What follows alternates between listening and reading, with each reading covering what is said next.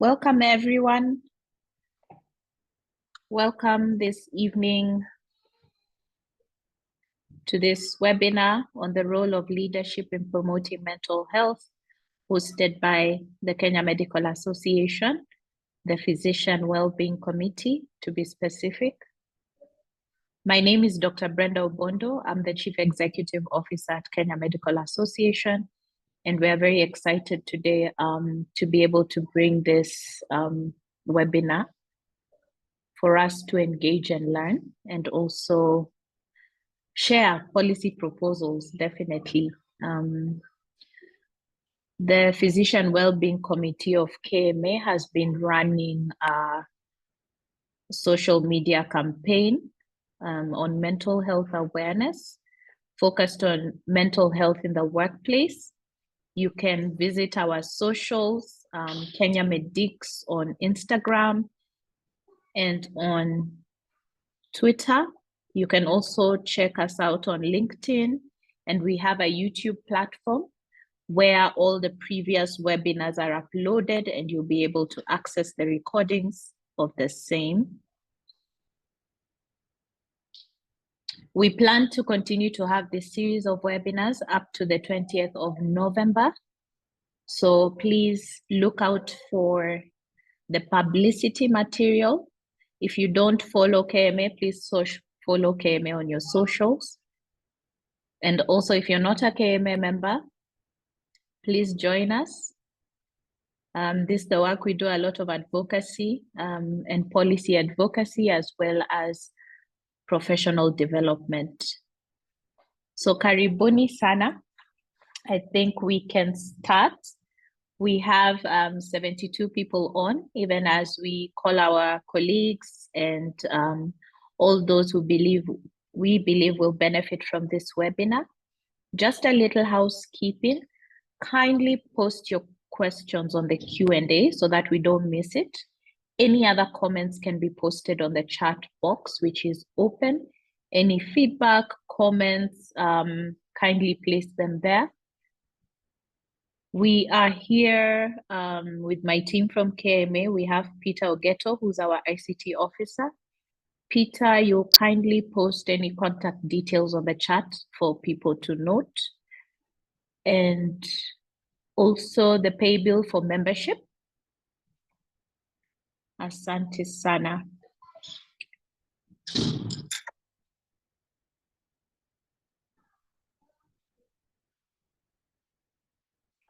So today I'd like to introduce the speaker for today, Dr. Shitai Murabula.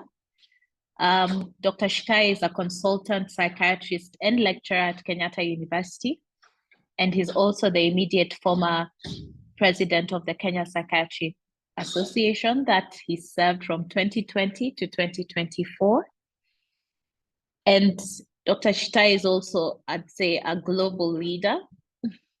He is the treasurer of the African Association of Psychiatrists, and he's currently interested in decriminalization of attempted suicide in Kenya.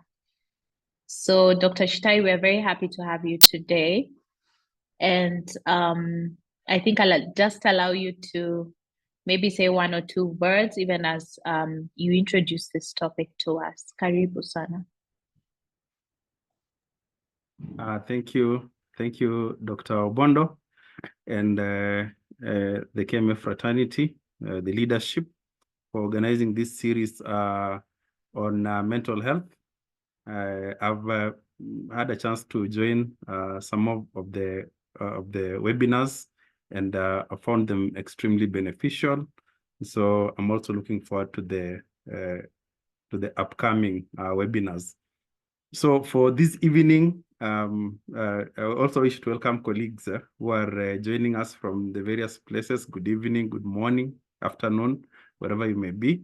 And this evening, we are discussing the role of leadership in promotion of mental health at the workplace. So here for us this evening, our workplace is the hospital for most of us. And I understand that some of us may be working in other places that are not hospitals, but basically, majority of us do work in hospitals. And a lot of times we find ourselves in positions of leadership, you know, intern coordinators, departmental heads, facility in charge, med soups directors, etc. And so this evening I'll be trying to convince you that given that we've agreed that mental health is an important subject, what could be our role as leaders? And it could be even beyond our workplace. Perhaps you have a leadership position beyond our workplace. There are, for example, colleagues who work for counties in leadership positions, or those who work in Afya House and other organizations. So what can be the role of a leader? What should a leader do to ensure that mental health is the mental health of workers wherever they work is well taken care of? There is a common saying that people don't leave bad jobs. Yeah, they run away from bad bosses. So this is, and I tend to agree. If you can remember, maybe in your history, for those who have had different kinds of jobs, is that the boss really sets the pace for the workplace, and so you are staying or leaving or enjoying the job or suffering while in the job sometimes basically depends on who the boss is. And so this evening, I know that a few of the things may have been discussed, but I'll go through them just for the sake of bringing us together. I don't know those who attended the previous webinars, so I will try to go through you know, the basic topics of defining mental health and well-being. What is the impact of stress on mental and employee wellness? What is the role of leadership? So we may spend a little more time here than for the other places, and then conclusion and next steps or way forward. What should we do from here? And even as we go through this webinar series, what can we do in our workplaces? That is the question, and we'll try to answer it later on. All right. So on 23rd of, on 14th of September, 2023, Kenya launched these national guidelines on workplace mental wellness in Nairobi. And these workplace mental health wellness guidelines, they are good. They actually provide a lot of the things that, some of the things I may say today, but they also provide that framework that can be customized in many different workplaces. And my challenge to us is that, given that this is a public document now, there are those who may want to run with it. So we have organizations like Safaricom, they're already looking at this document. It would be a shame if we as healthcare workers do remain behind. So we should be on the front line of implementing these mental health guidelines in our workplaces. So how can we define mental health and well-being, or which are some of these concepts that are related to mental health and well-being? So there can be issues like resilience. Resilience being the ability of a person to bounce back after some setbacks. So many setbacks do happen as part of life. So how easily can somebody bounce back? When they can, then we say they have resilience. So we all have different levels of resilience, but being resilient itself is a measure of your mental health and well-being. Your psychological well-being. So issues like, do you have a purpose, a sense of purpose, having positive relationships, optimism, a sense of hope. So these are concepts around positive psychology. How do I think about myself? Do I accept self-esteem and so on? So psychological well-being can be a measure of mental health and well-being. Then social connectedness, how connected is somebody? So connectedness is an important measure of a person's mental health, so much so that it's one of those measures that determine whether somebody, for instance, if they were to develop suicidal thoughts, whether they'll go on to be more strong, and whether later they can act on them. And as an important mediator is social connectedness. So one being connected to others, it can be family or other aspects of social connectedness. And then lastly, work-life balance. So having your personal responsibilities and professional responsibilities, and being able to balance the two. So those are some of the concepts that define mental health and well-being. So in summary, usually people talk about being able to cope with stress, being able to work, being able to form and maintain relationships, being able to contribute to the community as the definition of mental health. So what happens if there is stress at the workplace? What will happen? You know, and the photo on your right is probably from this year's strike, when things got difficult, and we had to go to the streets. And this has happened a number of times over the last 10 years or more. So if employees are stressed, then you have issues of them being less focused on their work. And obviously for us in the health sector, we know that this can contribute to some of the errors that may arise in the course of our work, and this can have severe consequences. Also, our productivity is reduced. Number two, we can have burnout. So this is just being extremely exhausted, being in a state where you cannot deliver. In some cases, you cannot be able to sleep. So it comes with jobs that have long shifts. So most of us probably had burnouts when you are doing internship. So you should think around this and say, okay, how can we make it less of a problem for those who come after us? A study done by Dr. Donald Kokonye et al. In 2014 showed that about 95% of workers in Kenyatta National Hospital are burned out, or they showed symptoms of burnout syndrome. And that is truly a very high percentage. I've looked at some studies about burnout in other countries. You find slightly less, but at KNH, the burnout is that high. Could be a reflection of also our hospitals elsewhere in the country. Absenteeism. So when people are stressed or they are undergoing mental health challenges, that it could include mental health disorders like anxiety and maybe depression, they'll end up being absent from work. But even if they come to work, they may not deliver, what is called presenteeism. So the 2021, there's a report from 2021 on case for investment in mental health that indicates a huge loss of 62.2 billion shillings in the previous year of 2020 due to mental health related problems. So the country seems to be losing a lot of money due to absenteeism, presenteeism, and issues to do with mental health across different sectors. And I'm sure that our sector is not spared.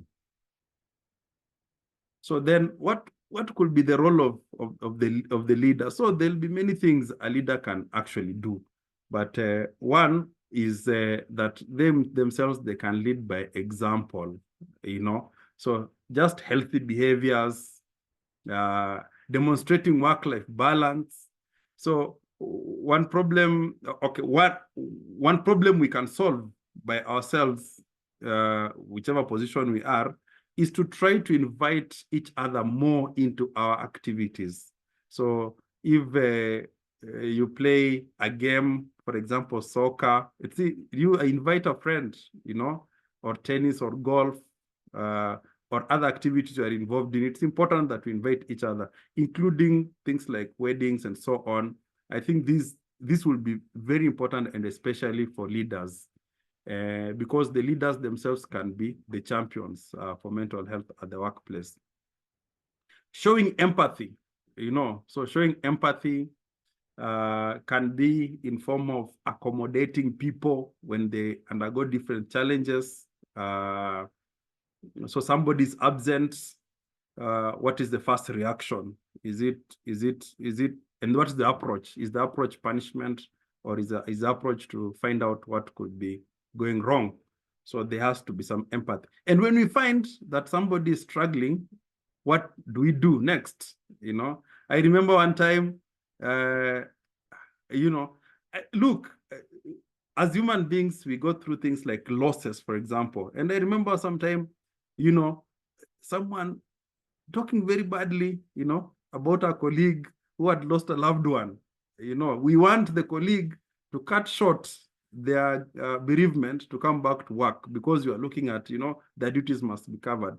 But as a good leader, you could even step in and say, no, I'll cover your duties when you are away. And instead of telling that colleague that now look for somebody who will do the job.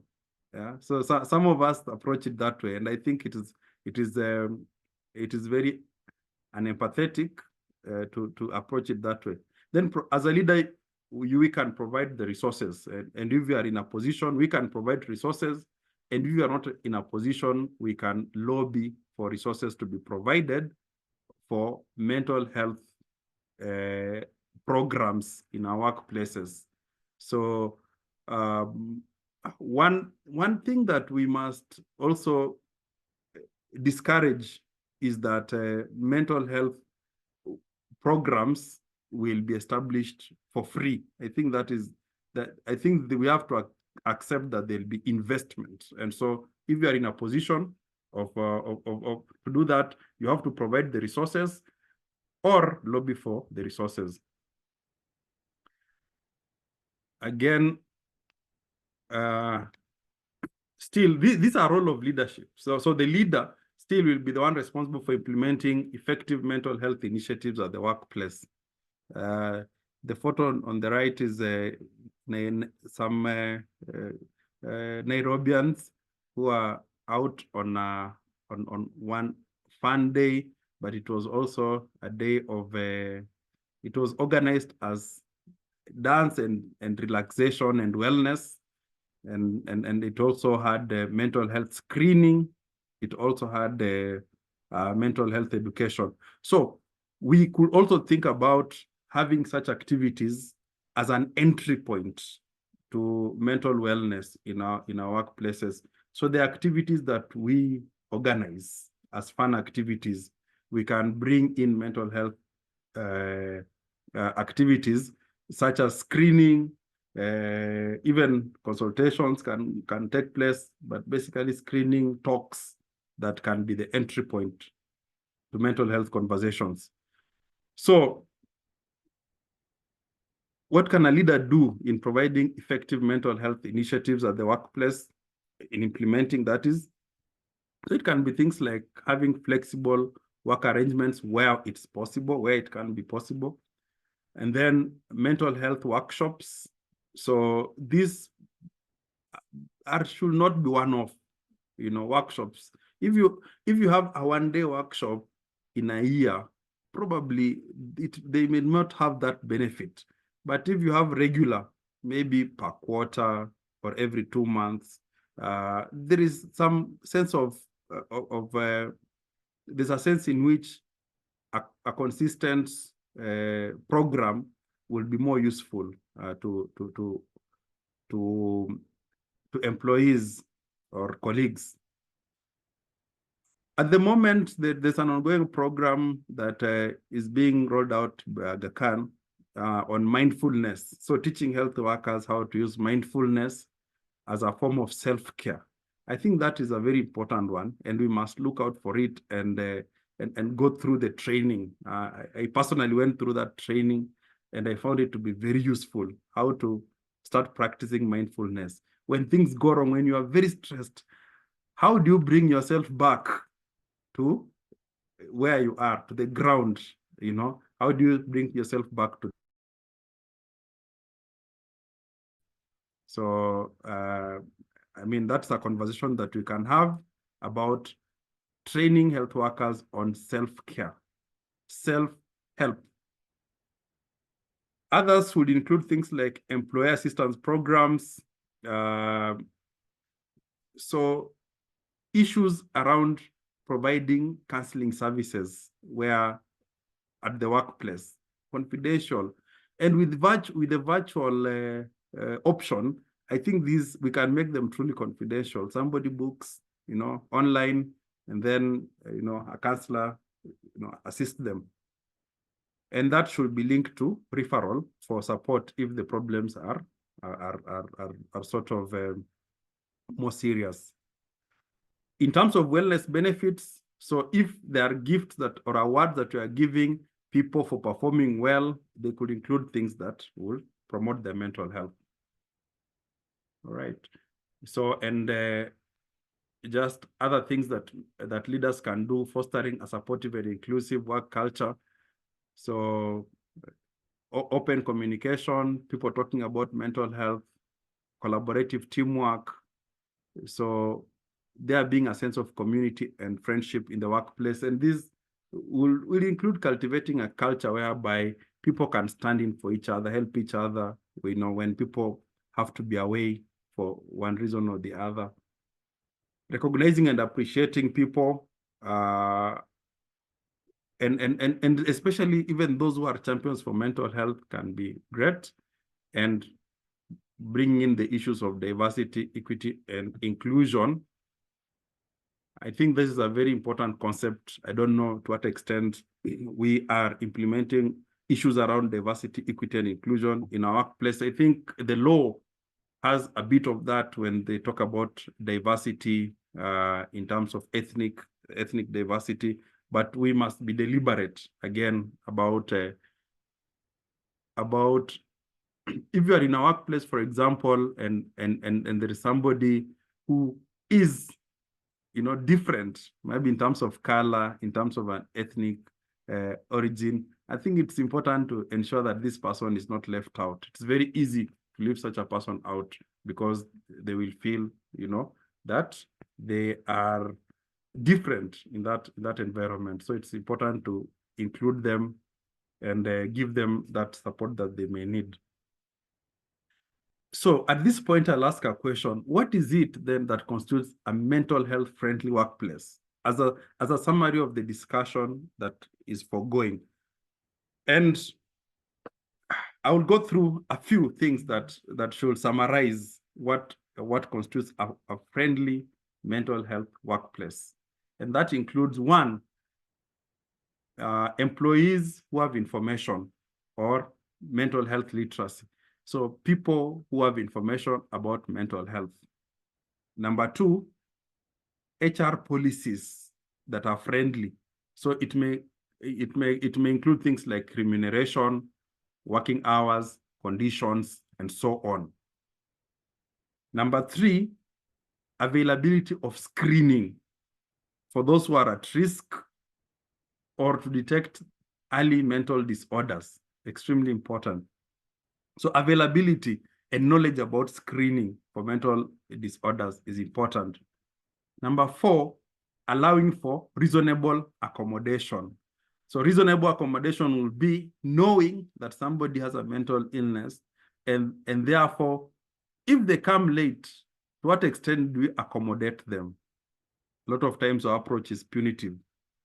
So allowing reasonable accommodation. If somebody has to go to hospital because they have an appointment with their psychiatrist or psychologist, or they want to seek services for any condition, to what extent do we give them an accommodation to do it?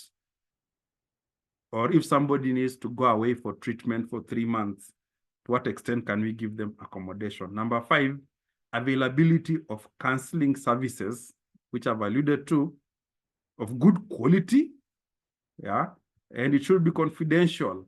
And my suggestion will be virtual and on-site, where the health workers or the employees, for that matter, can access. So I want to emphasize it should be of high quality, because again, one problem that we suffer is when we talk about counseling, a lot of people may not understand what it is, but counseling is basically helping somebody go through a highly stressful situation.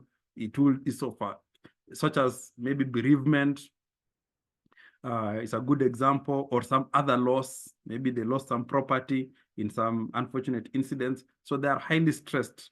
So that is a candidate for counseling. They don't have a diagnosed mental illness, but they're stressed as a result of a setback. So they need counseling. This is very important because it's a preventive measure for people. So when they are counseled, we protect them from developing more serious mental disorders, like maybe major depressive disorder or anxiety or post-traumatic stress disorder. Number 6, availability of a referral process. So let there be a referral process where a person requires a more specialist care. And from my experience, I think it's important that where maybe treatment like admission is needed, a person is not forced to be treated in the place where they work. It creates problems. It's good for them to be treated in another facility for their comfort and to reduce stigma. In as much as whatever we say, but it will take some time for us to fight stigma. So my position will be that we have them admitted somewhere else of their choice, but it be to give them that confidentiality. Number 7, easy integration following treatment. So they should be, so these 7 factors basically speak to what possible policy can be put in place. So all this should be available. When someone has been treated, let them be accepted back in the workplace. We obviously still have a lot of problems with issues of stigma around the workplace. But again, we hope that putting in place a policy, for instance, that even puts sanctions, on people that discriminate, can be one of the steps that we take to improve mental health at the workplace. And lastly, what should be the next steps? Where do we go from here? So if I was thinking of starting something in my own workplace, these are the possible steps I will take. And some of them are still in the guidelines, but I've tried to summarize them. What would I do, or how would I start? So you may want to do something like a needs assessment to identify the extent of the problem. What are the challenges that are faced?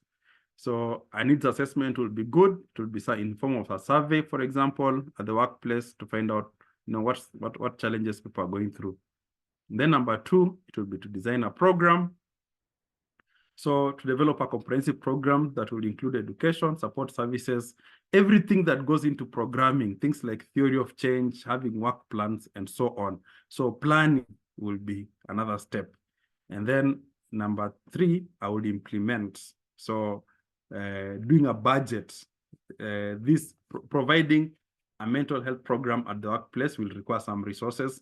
So I would want to put a budget, then roll out the program, providing the training where people need training, ensure that the services that I'm providing are accessible. Probably would have looked at acceptability in the needs assessment, and are being utilized by employees. One big challenge that I don't have an answer to is that sometimes when the services are available, health workers don't use, but it may go back to issues of stigma and confidentiality of the service. And so we have to build a product that assures people that the information will be kept confidential and they will not be discriminated. Then lastly, we can measure what we are doing. People say monitoring, evaluation, and learning, and so on. But we can measure things like, how are people engaging with the program? How is absenteeism at the baseline and later? What is the productivity at the moment? To what extent are we retaining our staff? And we continually adjust this program to increase impact. And lastly, it will be a challenge. 1 is to us as individuals, and 2 is to Kenya Medical Association. So I will start with ourselves. So if you are in this webinar, for example, and you're not holding any leadership position, what can you do? you know, when you're talking about role of leadership? Would you say that you have no role to play? I would say you have a role to play. Every change in society, in whatever time period, it comes about because of champions. So you can decide that I'll be a champion for mental health in my workplace, even if I don't hold any health position or any leadership position. So you can write to the medical superintendent and ask, could we develop a mental health policy? You know, it will be a good starting point for our hospitals and other places of work to develop mental health policies and take the lead. So that is the role you can play, advocate for mental health at your workplace. And KMA, what can KMA do? Yeah. So KMA is, has a platform. So KMA can write to the Ministry of Health. You can write to the counties to advocate for doctor wellness. You can be the ones who push these people to develop mental health policies in our health facilities. You could also decide to encourage people by developing, maybe assessing, how well are they doing, different places doing, how well are doctors doing in different places. For the longest time, we've known that doctors generally are not happy with the working conditions, especially in the counties, and by doctors, even nurses, not just doctors, even nurses and clinical officers, they're not happy. Health workers are not happy with the conditions in the hospitals. But we don't know who is the unhappiest or who is the happiest. So KMA can do this work to establish which county has the happiest health workers, which one has the saddest, and this can be a platform for us to advocate, and so it can then end up being reward and sanction. So when KMA is creating its awards, annual awards, we can also reward both facilities and individuals who are involved in mental health. And I think those are the simple things that KMA can be able to do so that we can promote mental health at the workplace.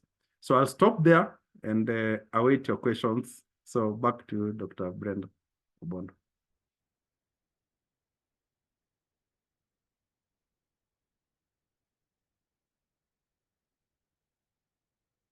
You could be muted. Oh, sorry. Thank you. So that has been a really insightful presentation. And from where you sit, I think this is an area where you have had, I'd say, the opportunity to advocate and champion. And I'll just check on our Q&A. Kindly post your questions on the Q&A so that we don't miss any questions, and any other comments can be posted on the chat box. If you'd like to ask your question on audio, just put up your hand and we'll be able to unmute you so that you can share your question or your comment.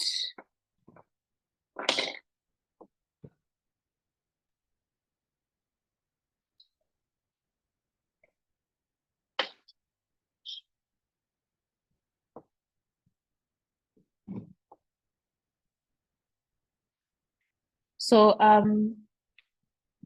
Dr. Shita, you'll allow me to ask a question. And I think while you're sharing your presentation, what thought was going through my mind was, how do we strike a balance between what I can say is family leadership or leadership that's not laissez-faire, and being accommodating and being sensitive to the needs of your colleagues. So that's one thing I was trying to see. How do you strike that delicate balance between being, of course, a leader who gets results and a leader who's able to manage the rest of the human resource effectively, but also at the same time being accommodating and being very intentional about safeguarding the mental health of those you work with. Yeah, and I see some comments online as well. Thank you all for your comments. We are noting that. So Nehemiah asks, is there any study on the prevalence of mental illness among the different cadres? And by different cadres, I think you mean different cadres of health in Kenya. So thank you, Nehemiah. I think Dr. Shitai has noted that question. Any other questions? Kindly post your questions on the Q&A. Dr. Shitai, you can answer those first. Yeah, thank you. Thank you for those questions. So in terms of striking a balance in terms of leadership, I think the easiest form of leadership is dictatorship, because you just frighten people and then they follow the instructions. It is very easy, but it hurts, it hurts people. And in the long run, you find that, you look at countries where dictatorships, there were dictatorship experiments like Ethiopia and El Mariam, Zimbabwe, Uganda, and Amin, Central African Republic, and even other places outside Africa like Chile and so on. These dictatorships always collapse, because at some point people get tired. Even in places where there is economic progress like Libya, people tend to rebel. Even if there's progress and people feel that they're being oppressed, they will rebel. So, so dictatorship is easy, but it's not sustainable in the long run. You'll have things like high turnovers, for example, in your workplace and so on. So basically, you have to put in policies to address difficult issues, just like we have policies against gender-based violence, because it can be a complicated issue. And so even for mental health, when there are some gray areas and you don't know whether somebody could be pretending and taking advantage of the system, so put in place policies that makes everybody know what is expected. I can tell you, Dr. Bondo, that pretending to have a mental illness is also not easy. Yeah. To what extent can somebody pretend that they have a mental health problem? You see, if somebody is frequently absent, and they're saying that they have a mental health problem, then there should be a policy in place that says, okay, they need to bring a letter from a psychiatrist, so now you're going back to your fellow professionals so they can be assessed. So it is more difficult when people are operating arbitrarily. So you just make your decision as the boss. It is tiring. And there's no easy leadership position. Yeah. Even today, if today you are put to be in charge of KNH, utakosana na watu. Yeah. But when you have policies in place that guide what should be done, it makes things easier. So we should have policies, a mental health policy. For the longest time, we've operated without. And we've had issues in our hospitals. I'm sure all of us at least know somebody in a hospital we worked who had a mental health problem. And if you look back, probably they were not treated well and people suffered, and the person was not helped, but the hospital also suffered. So it's good to have a policy and a program running so that if this person is unwell, we know that we will not put them on the rota until they get better. Yeah. So that you don't, as a med soup, you don't keep calling this person. The phone is off, and they're on call. The second one about the prevalence of mental health problems among different cadres. I'm not sure about this. If there's been a study, I'm not aware of it. Studies are happening every day, but I'm not aware of one that looks at prevalence of mental health problems in among different cadres. But there was a study by Dr. Jaguga on prevalence of substance use during COVID-19 that found a high prevalence. I cannot remember the exact prevalence, but it found that there was a high prevalence of substance use among healthcare workers during COVID-19. Thank you very much for that. So we have 2 more questions on the Q&A. And Dr. Jakait is asking, is there a tool in the form of questionnaires that can be used to quickly do a survey just to assess the mental status of health workers?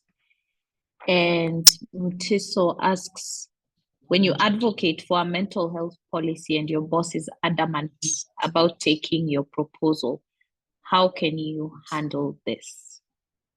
So I believe Dr. Mutiso is looking at how to negotiate or how to advocate for those policies in place at the workplace.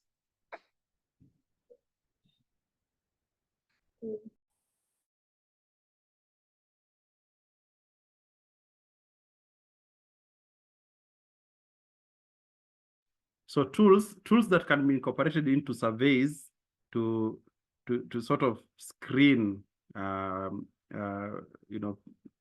people if they have mental health problems. The tools are available. So we have, for instance, Patient Health Questionnaire 9, GAD-7 for anxiety, and others for post-traumatic stress disorder, and so on, even screening for alcohol use and substance abuse. So these tools are there. And the interesting thing is that they're actually mentioned in the mental health at the workplace guidelines. So if you check in chapter 3 of the guidelines, you'll find that the tools are actually listed, and you can make use of them. If the boss is adamant while you're trying to advocate, look, advocacy is about telling somebody who has no interest in an issue that the issue matters. So you start from a point where the person does not think that this is important to them thinking that this is important. So the question you should ask yourself is, how can I be more convincing? Yeah? How can I be more convincing? Can I do more research and find out, to convince them that if we do this, we'll increase productivity, and even bring in some studies to show that if this is done, we are going to improve, because the benefits are clearly are there, but the boss may not know, So bring in things. The good thing is that we have some studies about the case for investment in mental health from 2021. You can leverage on such studies that have been done around the country to make your case. But just making the case because you believe it's important may not convince that boss who may be working in terms of in a context of limited resources. So you go back and create a more convincing case. But if they reject it, try again. You don't stop there. You can keep trying. Yeah. So that's what I have to say now for now. But it would be a difficult case or problem if you've done everything you could and you don't have a very good response from your boss. If and you can take it further. If if you can't do it as a person, you could ask for some support from some of the organization. They may not listen to you, but they could listen to somebody else who is more senior, or an organization like KMA or KMPDU. Okay, back to you, Dr. Yes, I guess a lot of responsibility falls on KMA. So I think the take home there, I think for Dr. Mutiso's question is that evidence-based advocacy. So get your evidence and place a case there. So we have 2 more questions on the Q&A, both by anonymous attendee. So how can bullying instigated by those in leadership positions upon junior staff be nabbed? The case of the high school teacher in Kenya High who committed suicide and left behind a suicide note was just sad. There's also that of the staff from Standard Media. So another example. So how can these guidelines rolled out be implemented seamlessly at workplaces so as to have measures in place to safeguard the staff?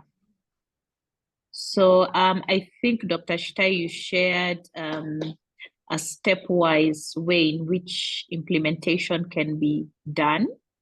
And this is within the policy itself. However, if you can take the question on how bullying at the workplace by leaders in positions upon the junior staff can be nabbed.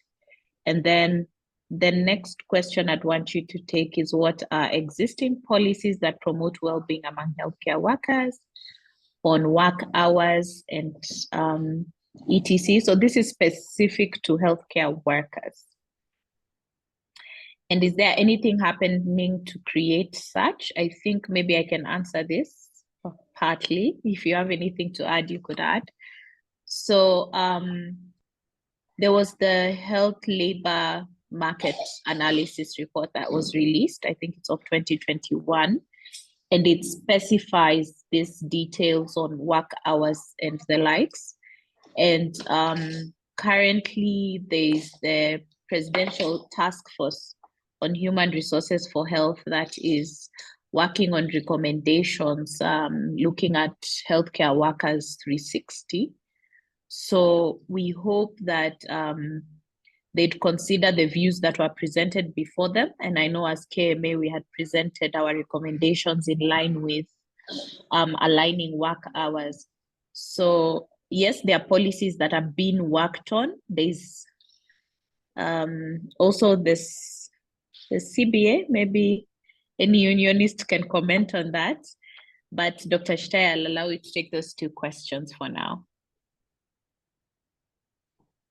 Yeah, so thank you. And if I may be allowed to just make a comment about issues around work hours, I think KMA still has the power, either working alone or working with KMPDC, to actually declare a position on the work hours.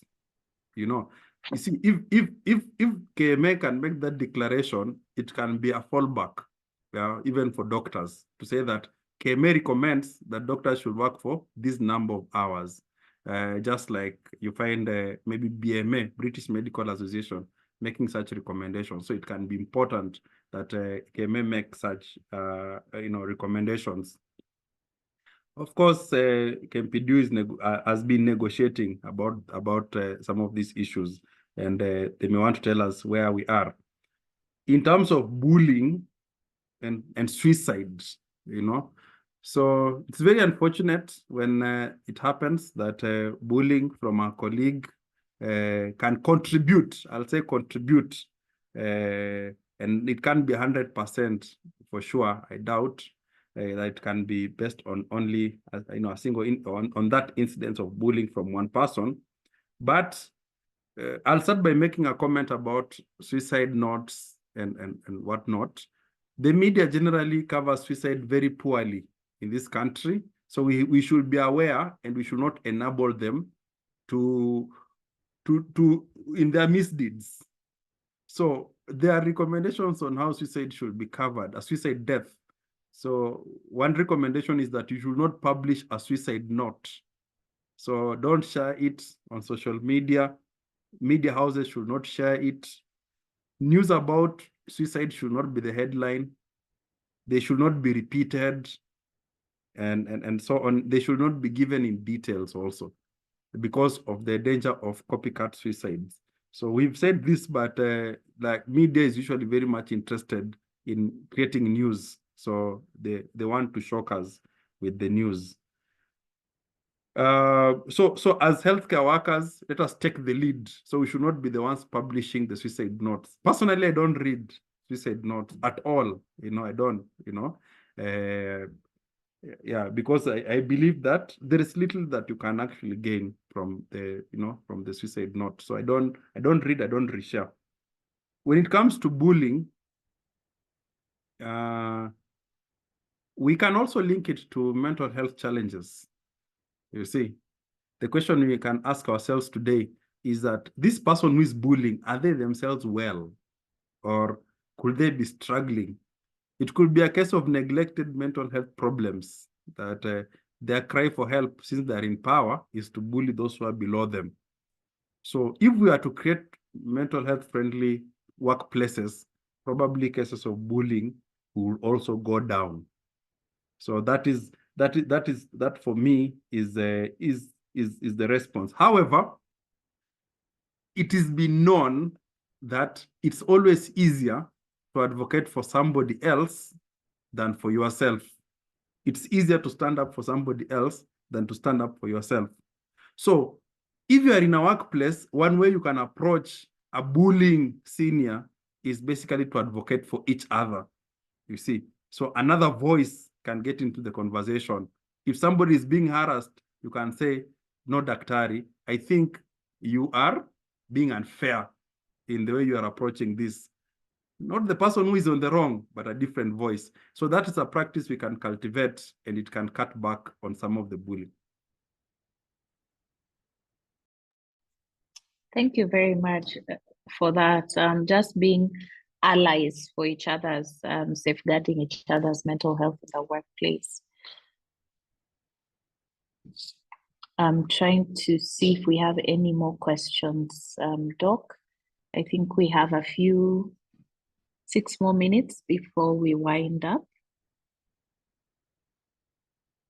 Yeah, Edwin says there's a lot of discrimination of mentally ill patients who abscond duties, and that many are dismissed, especially corporates. So I believe there's space for KMA and also the Psychiatrists Association to be able to do a lot of sensitization, do a lot of a lot of awareness creation in this space on mental health in the workplace. And can I add something, maybe Dr. Bondo? Yes, please go ahead. That we should also be aware of the Mental Health Act that has some sanctions against discrimination of persons with mental health disorders. So I mean, it protects. It is very much human rights based. So we should familiarize ourselves so that maybe as we do this, as we go about our workplaces, we should also know that even the law does not permit discrimination. Yeah, thank you for that. Dr. Mohammed is asking, are there policies or organizations that assist workers with major mental illnesses who are procedurally dismissed from work while acutely ill? Dr. Shita, if you're aware of those, I think that will be helpful information for the healthcare workers in the webinar to take note of.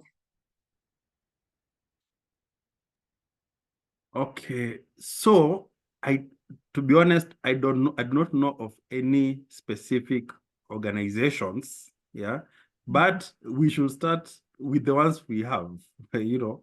So like our union, you know, because issues around, these are issues that touch on labor. So the union should be the first one of such organizations.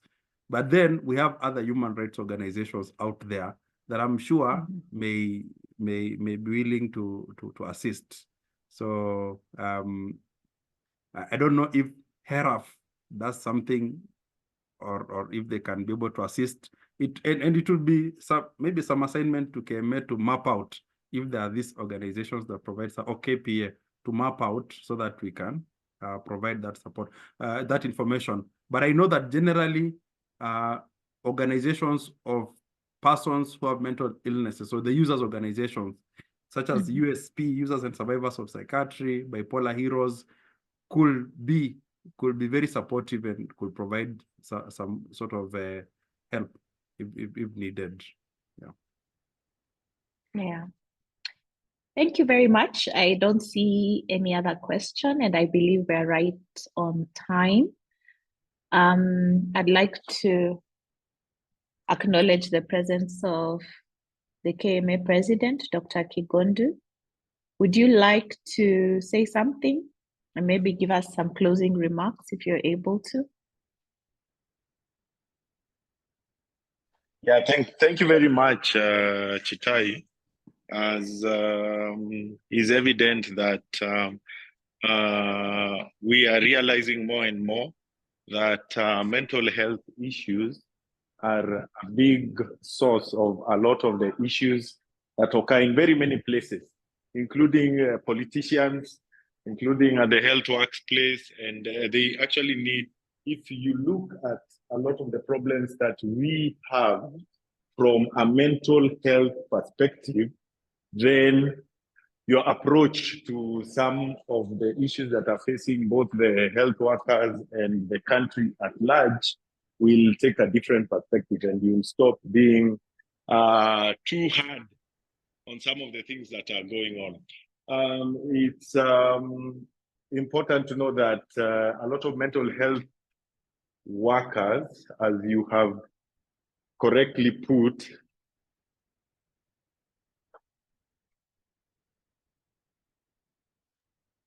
Dr. Kigondo, I think we are losing you.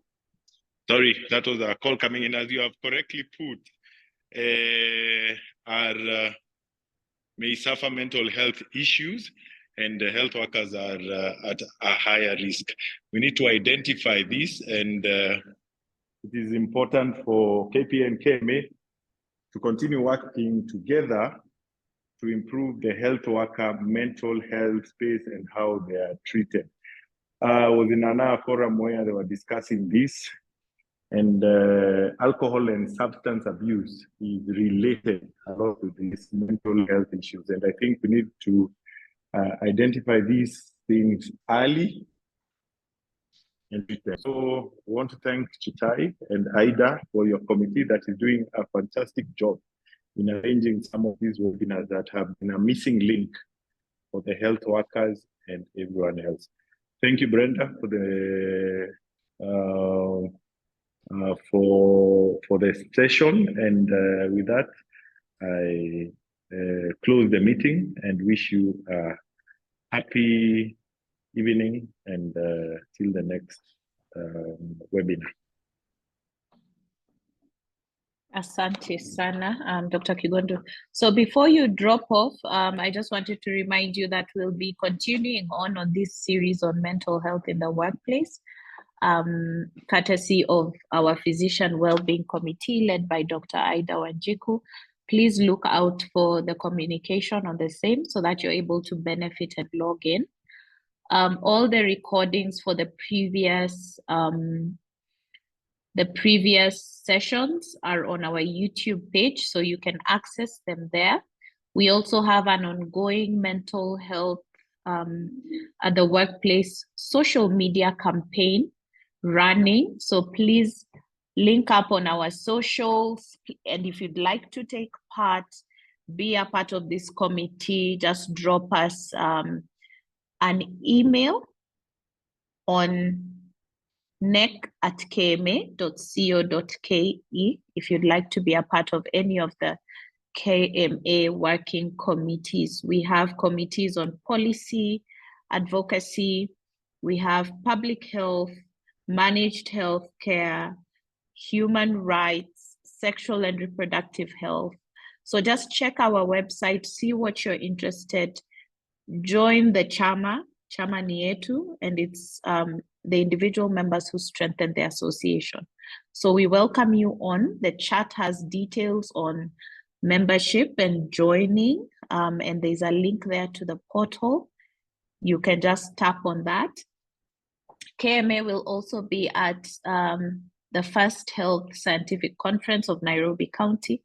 We are partnering with Nairobi County on this conference. We'll be offering CPD for the doctors, and we'll also be there with the East Africa Medical Journal. So if you're submitting your abstracts for this, there's a chance for you to be able to publish in the East Africa Medical Journal. Karibuni sana. We also have our pre-internship conference for all those who've just graduated med school. That's going to be later in the year. Also watch out for that communication on our socials. Thank you all for availing time to just come and engage on this very important topic. And as we continue on till 20th November, we welcome you to these sessions. Asante sana and have a good night.